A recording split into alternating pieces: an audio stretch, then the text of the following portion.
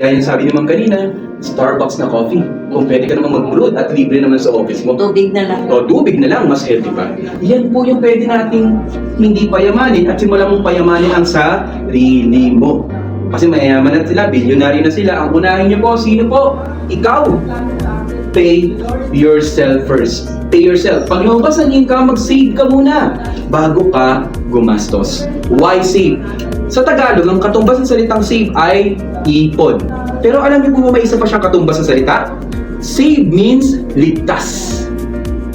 May nililigtas po tayo sa bawat piso, 20, 100 at nating iniipon. Sino po kaya nililigtas niyo?